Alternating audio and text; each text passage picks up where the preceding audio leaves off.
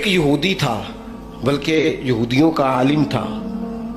اس نے ایک دن حضرت بلال حبشی سے کہا کہ مجھے پتہ چلا ہے کہ آپ حضور کے مہمانوں کے لیے سارے بندوبست کرتے ہیں اور بعض اوقات آپ قرض بھی لیتے ہیں، تو میرے پاس کچھ اضافی پیسے پڑے ہوتے ہیں، مجھ سے قرضہ لے لینا. حضرت بلال نے کہا ٹھیک ہے، قرضہ اس سے لے لیا. ایک مقررہ میعاد، ایک وعدہ اس کے ساتھ طے ہو گیا. سیدنا بلال حبشی رضی اللہ تعالیٰ عنہ نے وہ پیسے لا کے مہمانوں پر خرچ کر دیے. ابھی اس وعدے میں نا پیسے لوٹانے میں کچھ دن باقی تھے. نبی کریم علیہ السلام، سیدنا فاروق اعظم، چند اور صحابہ مدینہ منورہ کے ایک چوک میں موجود تھے، تو وہ یہودی مطالبہ کرنے آ گیا.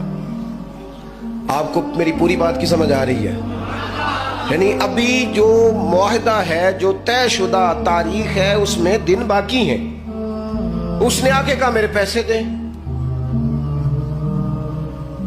تو نبی پاک علیہ السلام نے فرمایا ابھی تو وعدے میں وقت باقی ہے.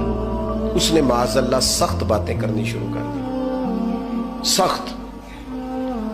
اب آپ کے پاس دلیل بھی ہو، آپ سچے بھی ہوں، وعدے میں ٹائم بھی ہو، تو کسی کی سخت بات سنی جاتی ہے. اور جہاں بھائی وعدہ آئے گا تو دیکھی جائے گی تیری اتنی ضرورت.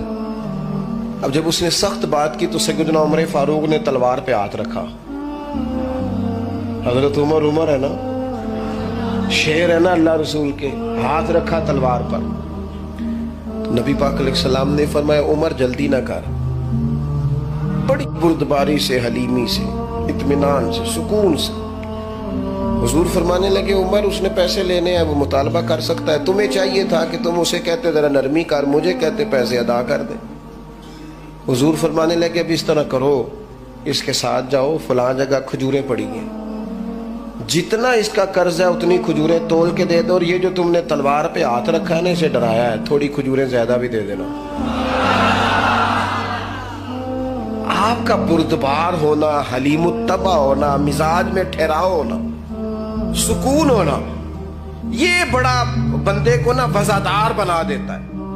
آپ ہر شخص کے لیول پہ اتر کر جھگڑا نہ کریں. میں نے دیکھا ہے سیانا بیانا آدمی بچوں کے ساتھ بحث کر رہے ہیں، سمجھدار آدمی ہو کے ایک نادان سے گفتگو کر رہا ہے. میں نے شاید پہلے بھی آپ سے کہا تھا کہ میرا ایک فتویٰ ہے، اس سے اختلاف بھی کیا جا سکتا ہے. میرا فتویٰ یہ ہے کہ میاں بیوی کے جھگڑے میں اکثر قصور میاں صاحب کا ہوتا ہے.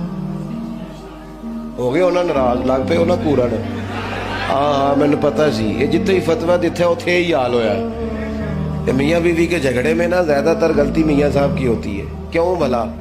اس لیے کہ عورت بیچاری کی عقل ناقص ہے، اس کی عادی ہے، وہ پورا سوچنا بھی چاہے تو شعوری طاقت اتنی بلند نہیں. تو میاں صاحب کی تو پوری ہے نا، تو پھر جھگڑا ختم کس نے کرنا تھا؟ تو جی میاں صاحب آخر تینوں آج ٹھیک کر کے ہی چھڑ رہے، تو یہ تو غلط بات ہے نا بھائی. آپ یہ دیکھیں کہ اللہ تبارک و تعالیٰ نے مرد کو عورت پر افسر بنایا ہے. آپ کو چاہیے تھا آپ کا حوصلہ بھی بڑا ہوتا، آپ دلیر ہوتے، بڑی ساری غلطیاں درگزر کرتے، محبت کا لہجہ اختیار کرتے. آپ کو یہ حق حاصل نہیں تھا کہ آپ بے جا سختی کرتے. آپ کی توجہ ہے میری بات پر؟ نبی پاک صلی اللہ تعالی علیہ وسلم نے کمال بردباری کے ساتھ فرمایا کچھ زیادہ بھی. حضرت عمر ساتھ لے گئے، کھجوریں تول تول کے دی. حضرت عمر کہتے ہیں اب حضور کا حکم تھا تھوڑی زیادہ بھی دی، لیکن وہ سیدنا عمر کے مزاج میں جلال تھا. فرماتے ہیں وہ مجھے کہنے لگا عمر ایک بات کرنی تھی. کہتے ہیں مجھے غصہ تھا، میں اس کو پر نرمی کر ہی نہیں رہا تھا. میں نے کہا جی کیا بات کرنی تھی؟ کھجوریں لے جائیں، آپ کا کام ہو گیا. کہتے ہیں وہ کہنے لگا عمر میرے دوست میرے اوپر سختی نہ کر، میرا مسئلہ سمجھ. میں نے کہا وہ کیا؟ کہنے لگا میں یہودیوں کا عالم ہوں، تورات جانتا ہوں. میں نے نا تورات میں آخری نبی اللہ کے محبوب علیہ السلام کی جتنی شانیں پڑھی تھی نا، وہ ساری رسول پاک میں موجود ہے.